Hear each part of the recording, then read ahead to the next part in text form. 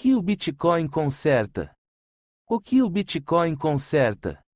O objetivo deste texto era justamente ilustrar quais são os problemas atuais relacionados ao dinheiro, pois sem um diagnóstico claro do problema, a solução não faz sentido. Esse texto propositalmente não lidou com o tema da desigualdade porque esse tema já foi abordado no texto sobre o efeito Cantillon. Purleta, explica Bitcoin, 2 de julho de 2022 11 horas da manhã. Texto escrito por @LetaVold. Nestes tempos de bear market é sempre bom relembrar fundamentos básicos da tese do Bitcoin. Por isso, nesse texto vamos explorar a função social do Bitcoin. Um dos lemas mais comumente usados na comunidade dos bitcoinheiros é o Fix the Money, Fix the World, algo como conserte o dinheiro, conserte o mundo. Mas para consertar algo, o pressuposto básico é reconhecer que este algo está quebrado em primeiro lugar. Ou seja, quem não consegue diagnosticar o que existe de errado no mundo atual, não consegue visualizar o porquê esse mundo precisa de algo que o conserte. O Bitcoin e a Neosaldina. O Bitcoin é uma solução, então para entendê-lo é necessário compreender qual o problema que ele soluciona. Um exemplo que sempre utilizo é o da Neosaldina e a enxaqueca. Para quem não está com enxaqueca, uma Neosaldina não possui valor algum e, provavelmente, seria recusada mesmo se oferecida de graça. Em compensação, para uma pessoa que está com uma crise de enxaqueca, essa mesma Neosaldina vale muito. Ou seja, para quem conhece o problema e está sentindo na pele, a solução faz muito mais sentido do que para quem não tem consciência do problema. Remédio. E qual o problema que o Bitcoin conserta? O objetivo deste texto é responder melhor essa pergunta, mas basicamente, o Bitcoin representa a separação entre o dinheiro e o Estado. Separação entre o dinheiro e o Estado. Todos estudamos a importância da separação entre a Igreja e o Estado em nossas aulas de história. De acordo com o Wikipedia, a separação Igreja-Estado é uma doutrina política e legal que estabelece que o governo e as instituições religiosas devem ser mantidos separados e independentes uns dos outros. A expressão se refere mais frequentemente à combinação de dois princípios: secularismo do governo e liberdade religiosa. Em poucas palavras, foi a separação entre a Igreja e o Estado que permitiu à humanidade criar os Estados modernos e a sociedade como nós a conhecemos hoje. Foi a separação entre a Igreja e o Estado que permitiu a construção do mundo em que vivemos.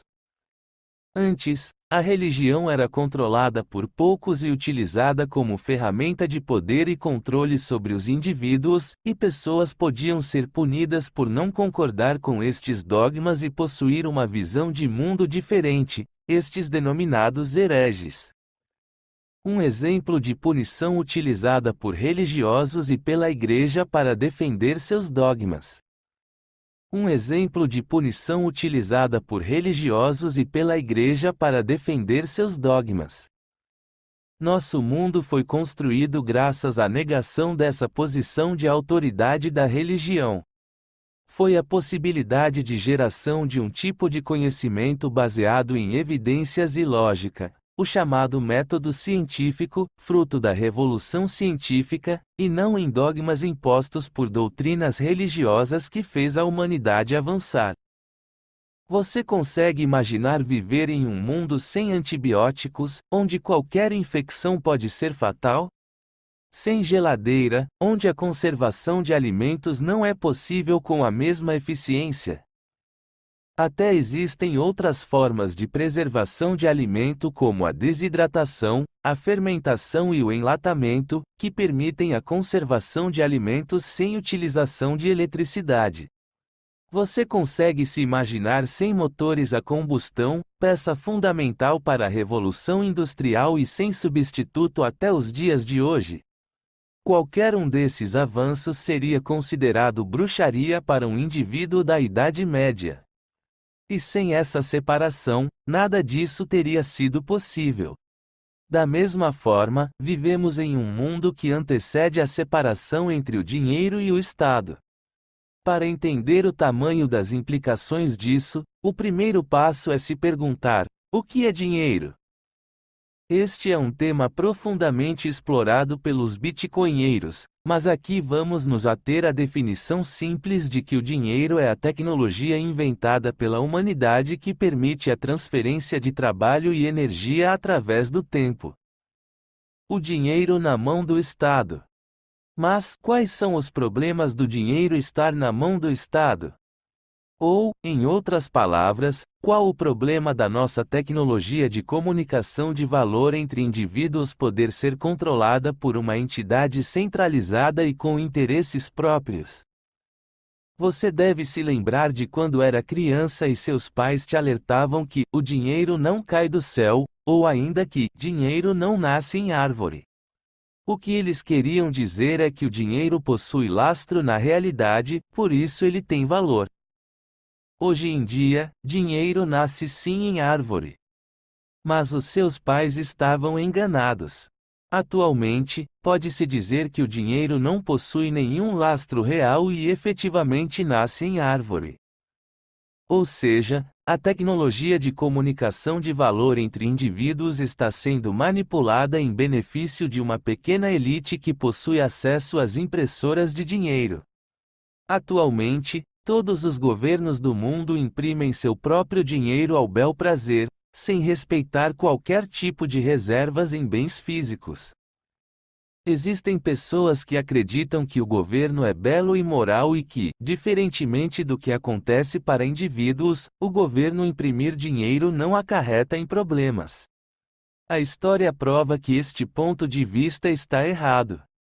Um site que todo bitcoinheiro deve pesquisar e que comprova isso é o utoepending1971.com, algo como, que porra aconteceu em 1971.com, que compila diversos gráficos que ilustram o tamanho da mudança que o mundo passou a partir de 1971, quando o dinheiro passou a nascer em árvore.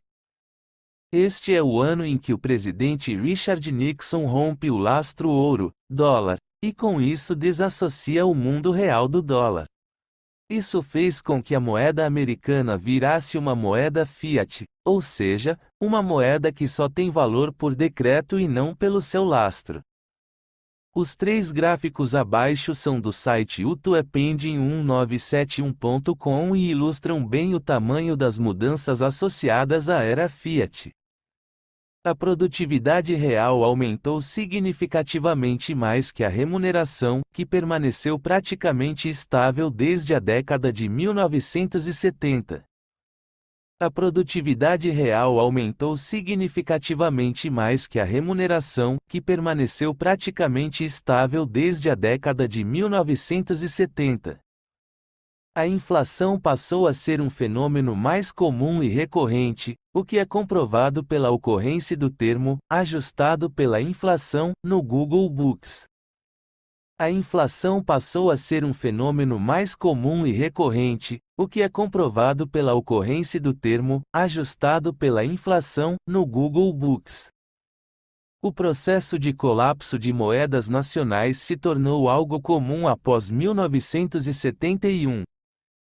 Os problemas do dinheiro na mão do Estado. A seguir, são apresentados, de forma sucinta, alguns dos principais problemas associados ao dinheiro no mundo atual. Inflação planejada. Atualmente, os bancos centrais dos países do mundo possuem metas de inflação. Em outras palavras, eles miram e tentam fazer com que exista inflação. Os economistas keynesianos dizem que isso é positivo pois estimula o consumo e o crescimento. Para ver como a nossa comunidade de plebes bitcoinheiros enxerga essa inflação planejada, lancei a pergunta da imagem abaixo no Twitter. Na dúvida, pergunte aos plebes. Essa inflação planejada vem ocorrendo há décadas, uma vez que ela é uma das únicas maneiras que os estados possuem para gastar mais do que arrecadam. A outra é o endividamento estatal via títulos de dívida, o que eles já fazem há décadas. Basicamente, eles pegam dinheiro emprestado do futuro e das próximas gerações para usar esse dinheiro no presente. Essa é a única razão que justifica o sistema econômico keynesiano ainda estar em pé. Ele rouba das próximas gerações. Uma verdadeira pirâmide em que as gerações passadas acumularam um padrão de vida elevado e em troca sabotaram os millennials e a geração Z. Os economistas keynesianos têm medo de deflação, pois na visão deles uma hipotética deflação estimula o poupador a reter o seu dinheiro, o que desaceleraria o consumo e geraria uma espiral recessiva. Para os governos, um poupador é alguém que está desacelerando a economia ao reter seu capital, o que é perigoso, pois uma desaceleração tornaria as suas dívidas mais impagáveis do que a atual realidade. Devido a essa visão capenga sobre inflação e deflação e o incentivo à emissão de moeda para pagar mais programas sociais, que são usados para comprar apoio político, atualmente os governos possuem dívidas impagáveis e, no ponto de vista deles, quanto maior for a inflação, melhor. Isso porque a inflação torna essa dívida mais viável, visto que o poder de compra do dinheiro diminui devido ao aumento da base monetária. Desse ponto de vista, as metas de inflação simplesmente auxiliam o governo a não perder o controle dessa inflação proposital. Perder o controle dela significa entrar em uma hiperinflação, o que gera inquietação na sociedade e possivelmente revoltas e saques.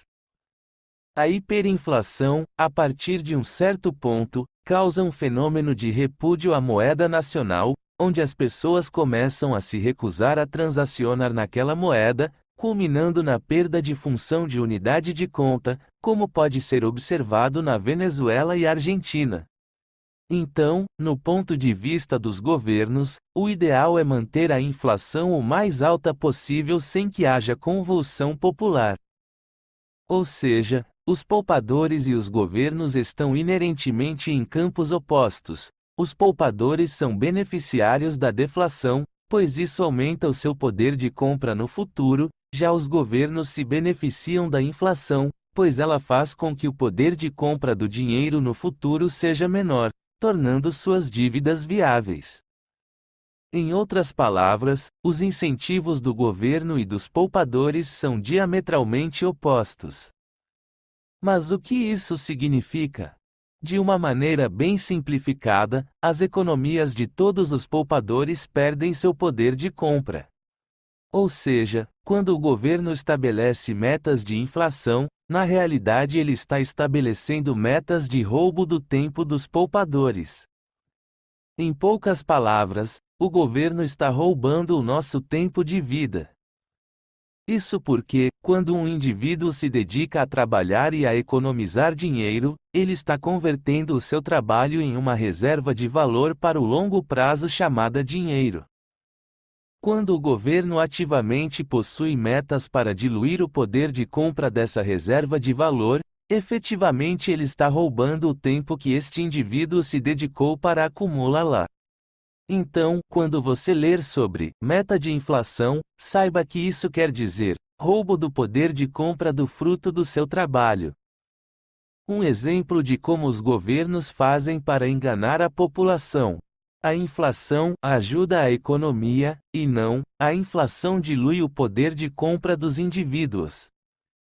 O plebe bitcoinheiro Diego Collin, no Twitter, fez uma boa síntese dessa questão de inflação planejada ser o oposto do que ocorreria em um livre mercado, onde a tendência natural seria a deflação devido ao aumento de produtividade natural que o livre mercado gera. Alta preferência temporal. Uma hipótese bastante conhecida entre quem estudou economia austríaca é que a preferência temporal das pessoas, ou seja, a capacidade delas de se planejarem para o longo prazo, é diretamente afetada pela qualidade do dinheiro que elas têm acesso. Por exemplo, o hábito do brasileiro de fazer a compra do mês tem origem no nosso período de hiperinflação no final dos anos 1980 e início dos anos 1990. Isso ocorre pois em períodos inflacionários o poder de compra do dinheiro se torna um cubo de gelo derretendo, nas palavras do Michael Saylor. Ou seja, os indivíduos são incentivados a trazerem o consumo do futuro para o presente. Um dinheiro que é programado para se desvalorizar torna as pessoas mais imediatistas, uma vez que torna mais difícil o planejamento de longo prazo. Isso estimula as pessoas a consumirem o quanto antes, visto que no futuro esse dinheiro em suas mãos terá um poder de compra menor. Ou seja, um dinheiro que se desvaloriza estimula as pessoas a gastarem no presente ao invés de poupar para o futuro. Essa questão de como a qualidade do dinheiro afeta os padrões de pensamento das pessoas será aprofundada em um capítulo mais adiante, onde é feita a comparação do perfil de personalidade dos bitcoinheiros do exterior com os bitcoinheiros brasileiros, onde observamos que, em média, são mais imediatistas que os bitcoinheiros gringos. Os efeitos deletérios da mudança de preferência temporal em uma sociedade com metas de inflação afetam todas as tomadas de decisão dos seus indivíduos. O que quero dizer com isso?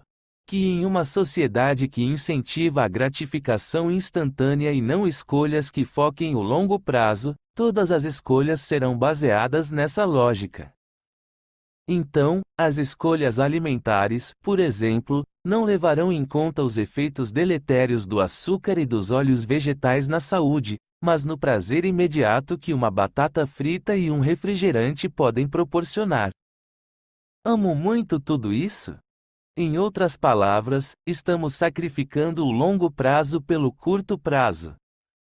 Assim como os hábitos alimentares, podemos inferir que os hábitos de consumo também serão extremamente imediatistas.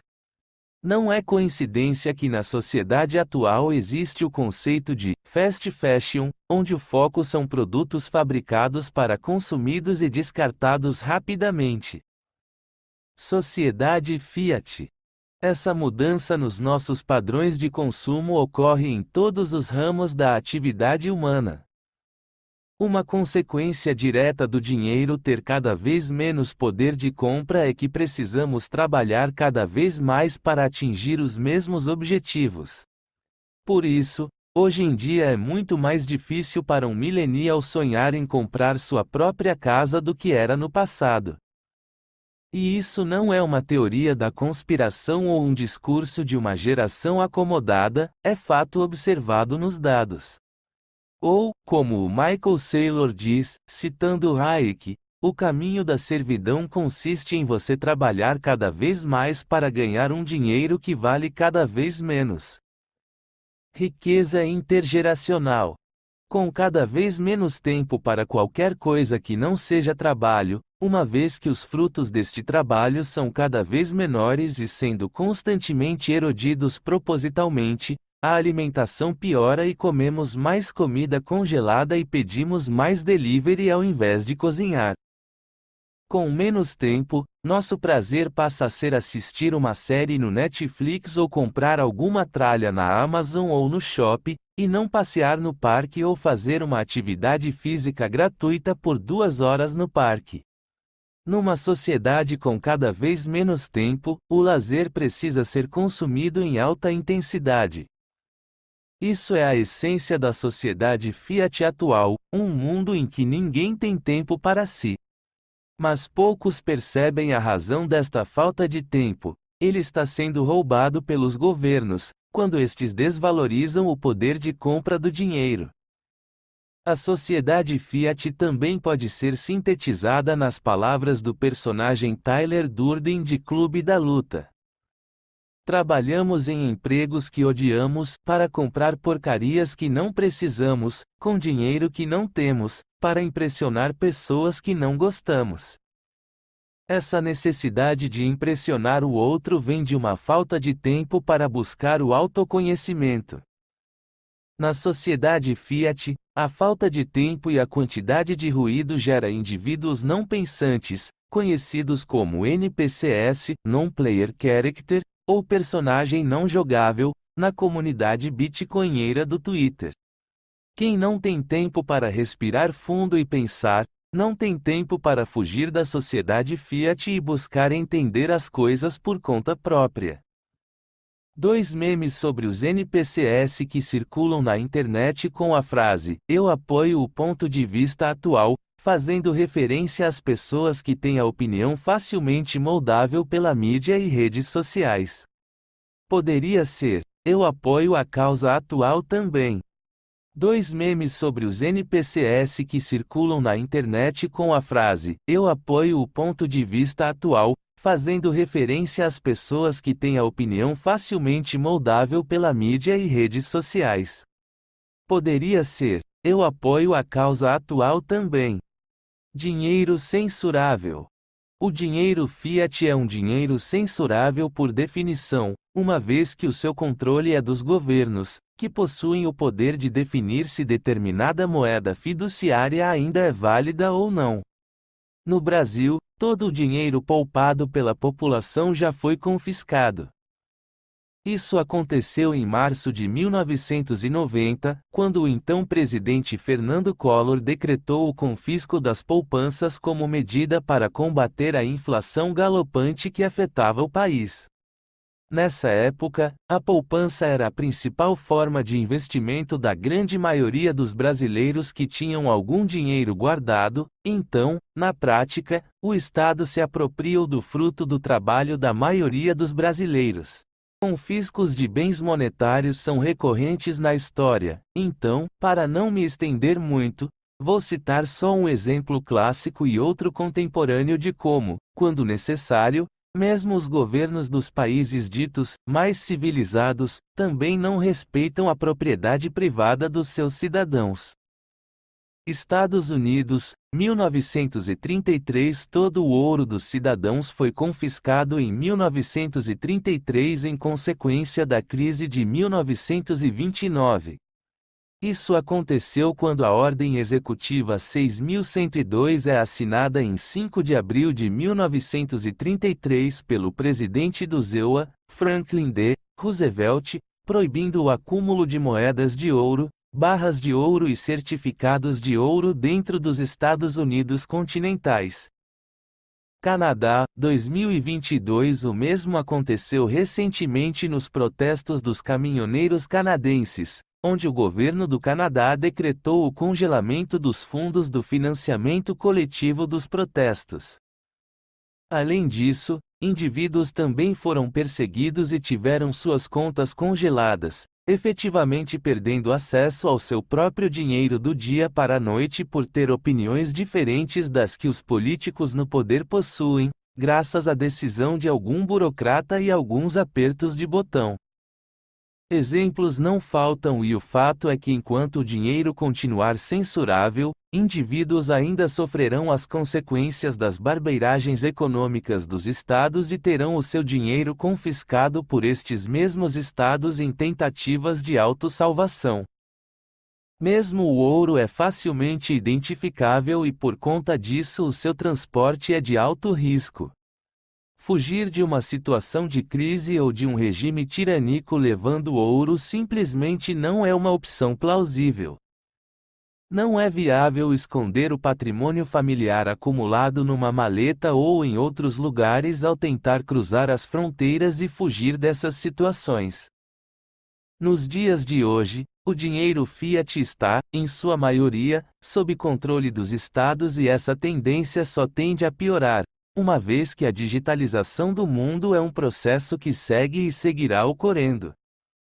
Conforme formos utilizando mais o dinheiro digital e menos as notas, será cada vez mais fácil para o governo controlar a totalidade das moedas fiduciárias. Hoje, o acesso ao dinheiro fiduciário está sujeito ao cancelamento com alguns simples toques de botão e por alguma decisão monocrática judicial. O caso das ex-colônias africanas. O fato do dinheiro ser controlado não afeta somente a população local de determinado país. Atualmente, ainda existe colonialismo, na forma de colonialismo monetário, ocorrendo no mundo.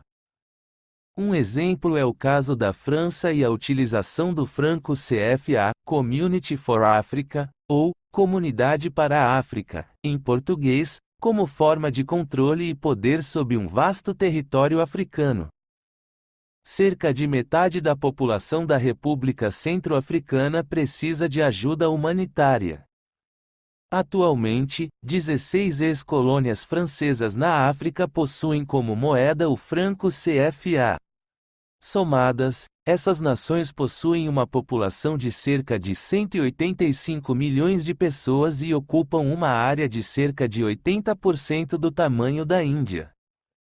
São elas: Senegal, Mali, Costa do Marfim, Guiné-Bissau, Togo, Benin, Burkina Faso, Níger, Camarões, Chade, Gabão, Guiné Equatorial, República do Congo, República Centro-Africana e Comores. Vale ressaltar que dentre estas ex-colônias, 10 estão entre os países mais pobres da África.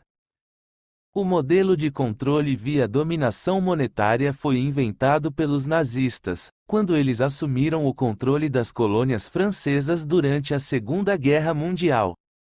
Ao final da guerra, a França decidiu manter esse modelo, uma vez que ele era efetivo na dominação das colônias. Atualmente, 100% do comércio internacional destas nações passa pelo Tesouro da França. A França também faz a custódia de 90% das reservas de ouro e 50% das reservas internacionais desses países. E como as reservas de um país não significa nada mais que o dinheiro do povo desse país, isso significa que a poupança de cerca de 185 milhões de africanos é controlada até hoje pela França. A França também possui prioridade de acesso às exportações desses países, além de receberem preços melhores. Estes países também só podem realizar importações a partir da conversão do franco CFA em euro, aumentando o controle da França e da Europa. E o franco CFA não pode ser convertido em nenhuma outra moeda do mundo, só no euro. Desde a criação do franco CFA, em 1945, até a adoção do euro no final da década de 90, a desvalorização foi de 99,5%. Neste período, ocorreram episódios em que o franco CFA foi desvalorizado artificialmente em 50% da noite para o dia, como em 1994. A justificativa oficial para essa desvalorização, medida oficial adotada pela França, é que com isso as exportações se tornariam mais baratas e os países africanos conseguiriam produzir a preços mais competitivos.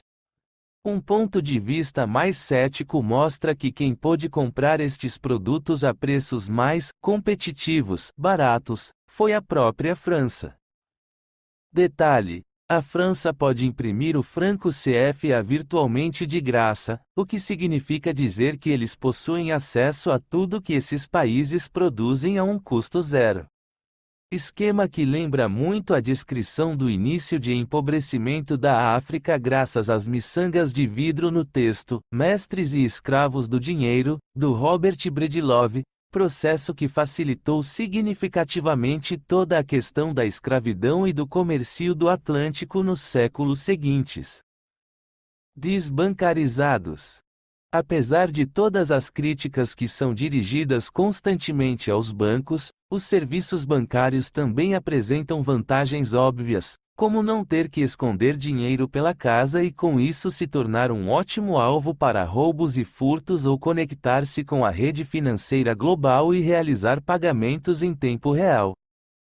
Estamos tão acostumados com os benefícios de um sistema bancário relativamente sólido, com conta poupança, que às vezes é confiscada, e meios de pagamento como cheques e cartões, que não pensamos muito em como seria a nossa vida se esse sistema bancário não existisse. Entretanto, isso ocorre somente porque somos privilegiados. Atualmente, existem cerca de 1,7 bilhões de pessoas no mundo que não possuem acesso a esse sistema. Essas pessoas são conhecidas como desbancarizadas. No Brasil, mesmo após a pandemia acelerar a digitalização e a bancarização por conta dos auxílios, ainda existem 34 milhões de brasileiros que utilizam muito pouco ou nem possuem conta em bancos. Em levantamento de janeiro de 2021, estima-se que 10% dos brasileiros não possuem conta em banco, 16,3 milhões, e outros 11%, 17,7 milhões, não usaram a conta no mês anterior, totalizando 21% da população. Pessoas desbancarizadas são marginalizadas da nossa sociedade. Elas não conseguem fazer planos de médio ou longo prazo e são forçadas a pensar sempre no dia a dia. Isso significa, entre outras coisas, que elas não conseguem se aposentar e tendem a continuar em trabalhos mal qualificados e mal remunerados ao longo de toda a sua velhice ou, pelo menos enquanto seu corpo permitir. Geralmente pessoas são desbancarizadas por diversos motivos, como falta de instrução e residência em regiões menos desenvolvidas, nos rincões que o mundo moderno ainda mal chegou. Um desses diversos motivos é porque essas pessoas não são economicamente viáveis como clientes para os bancos. Elas representam um risco, não uma oportunidade, e não vale a pena para os bancos terem elas como clientes. O exemplo de El Salvador. É natural que existam muito mais pessoas desbancarizadas em países pobres, como é o caso de El Salvador. Até 2020, cerca de 70% da população, cerca de 4,5 milhões de pessoas, era desbancarizada. Além disso, cerca de 20% do PIB de El Salvador é proveniente de remessas internacionais que salvadorenhos que imigraram para os Estados Unidos e Europa enviam para seus parentes. Essas remessas eram alvo de taxas elevadas cobradas pelos intermediários, o Western Union principalmente, o que significava que a população já pobre de El Salvador ainda perdia uma parte considerável do seu dinheiro.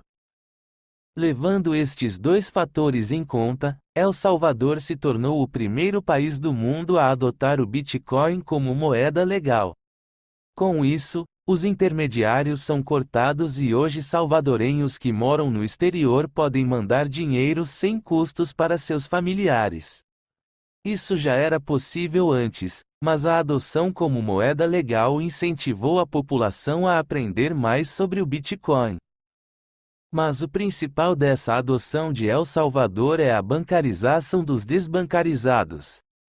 Em menos de um ano, mais de 60% da população, ou um total superior a 4 milhões de pessoas já são usuários da carteira estatal Chivo. Ou seja, ainda existem cerca de 2,5 milhões de pessoas sem acesso a essa carteira. Nesse número, além dos desbancarizados, também estão incluídas as crianças. Ou seja, graças à adoção do Bitcoin, do dia para a noite, mais de 2 milhões de pessoas se tornaram bancarizadas e hoje possuem acesso a uma rede monetária que as permite armazenar sua riqueza ao longo do tempo. Ou seja, existem diversos problemas atrelados ao fato do dinheiro estar na mão do Estado. Seja o fato dos estados possuírem metas de inflação que efetivamente roubam o tempo de vida e o trabalho acumulado dos seus cidadãos, seja o fato do dinheiro ser censurável e poder ser confiscado, além de ser utilizado até hoje como forma de colonialismo.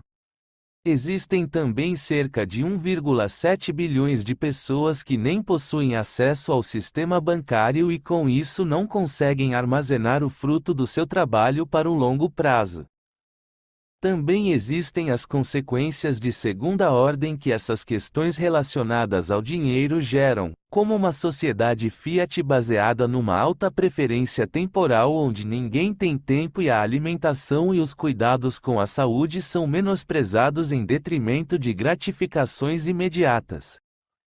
O objetivo deste texto era justamente ilustrar quais são os problemas atuais relacionados ao dinheiro, pois sem um diagnóstico claro do problema, a solução não faz sentido. Esse texto propositalmente não lidou com o tema da desigualdade porque esse tema já foi abordado no texto sobre o efeito Cantillon. E, como dito acima, o Bitcoin conserta isso.